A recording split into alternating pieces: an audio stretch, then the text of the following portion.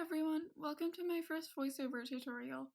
First of all, I want to say that I'm just recording this on the Voice Memos app on my phone and I'm just editing with iMovie, so it's not super polished or anything, but I still wanted to give you a more in-depth look at my process. And so I wanted to start by saying the program I use for all my drawings is Photoshop, but you can probably replicate my process in any drawing app. I pretty much just use a round brush and a round smudge tool. And everyone has their own favorite tools and presets that work best for them, so if you do want to follow along, you can feel free to use whatever brushes you like best.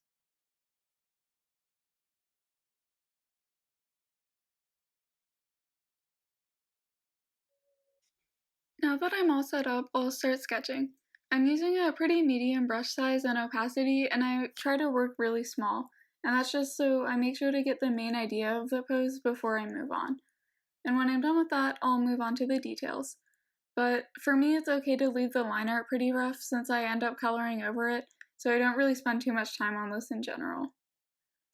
And so I was one of those artists who wanted to go straight into fully rendered art with super complex poses, but I never really took the time to learn anatomy, so that really came back to bite me in the ass because, as you can see, now I'm still trying to figure out the really basic anatomy that I should have been learning years ago. But even if you're like me and that's something you struggle with, one trick I've learned is just flipping the canvas, and that's a really easy thing to do that can help you spot simple mistakes. So usually just take a few minutes to do that and make sure everything looks okay before you move on.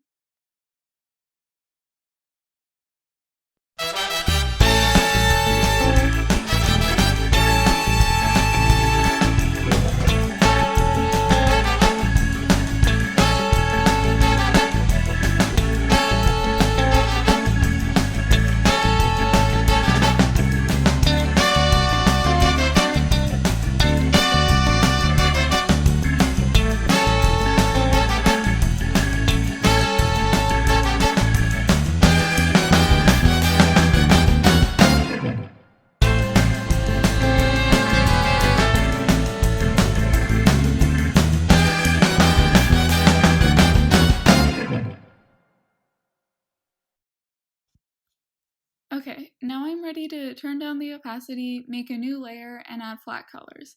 And like the line art, it's okay if the colors overlap a little bit or if they go outside the lines, because it'll all be covered up by the shading.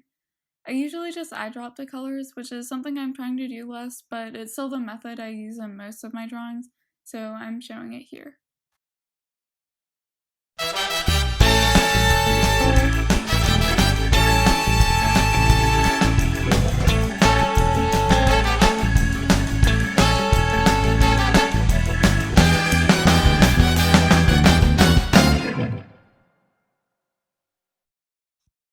So now at last I can start shading.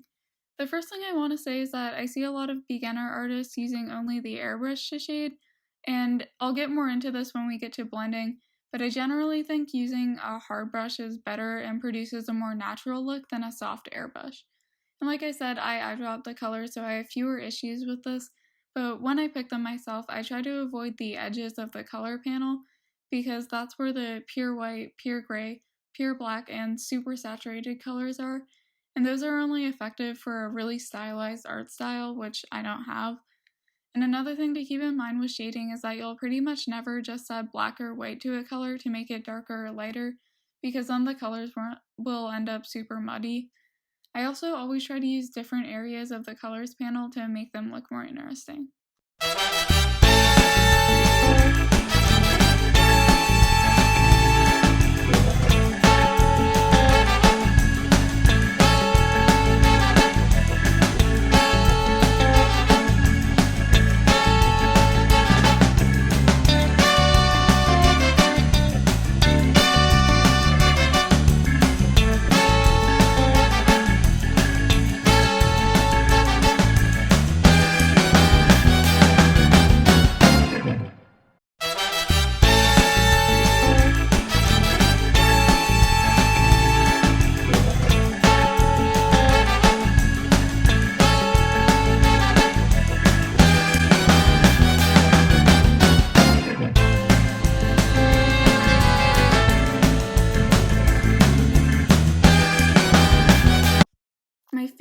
part of the process is blending. I'm using the default wet blender, but I changed the brush shape to round and turned the strength all the way down. This part is pretty simple. I just keep the forms of my subject in mind and make sure everything looks nice and smooth. And if you still prefer using the airbrush, it's totally up to you, but something you should probably know is that it makes a really big difference whether scattering is turned on for the smudge tool or not. Because with the scattering off, when you try to blend, it'll just smudge the color in one direction. But if you turn it on, the colors will be much more soft and diffuse, and it'll give you a much nicer effect.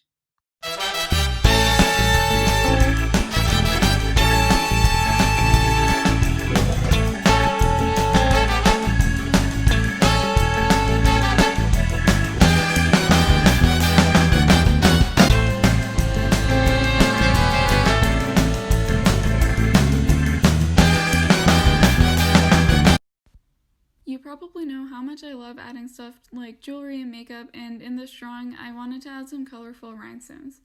Like the portrait, I start just sketching the main shapes, and then I adjust the spacing on the brush so I can draw the right pattern. And from there I just follow the reference pictures and adding shadows and highlights. And as you can see in the video, the lighting on the rhinestones took me much longer than usual, but I eventually just used some layers and overlay to add shadow. When I'm adding highlights, I like to use overlay or soft light because it helps harmonize the highlight with the background. I also sometimes go into the vibrance or hue and saturation tabs too.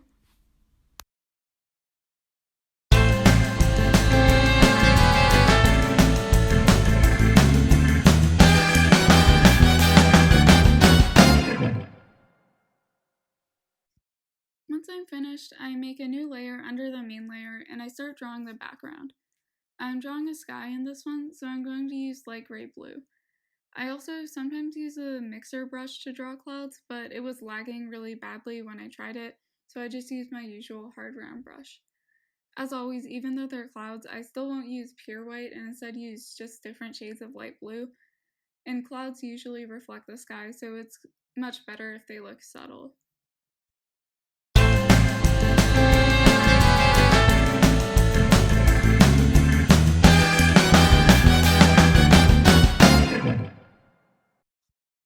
So the last step is to add filters.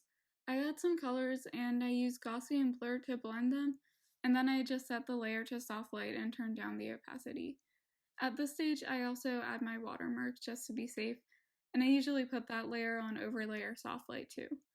Next, I'm going to use the film grain filter in the filter gallery, which is under the filter tab, and set the intensity to about 3. But if your software doesn't have film grain, or if the effect messes with the colors too much, which it has in some of my drawings, you can always use a noise filter instead. And finally, I merge all the layers and then I'm finished with my drawing. I really hope that you liked this video, and you can absolutely let me know if there's anything I should add in future tutorials, like if there's anything you want to know how I draw or anything I should go into more detail about.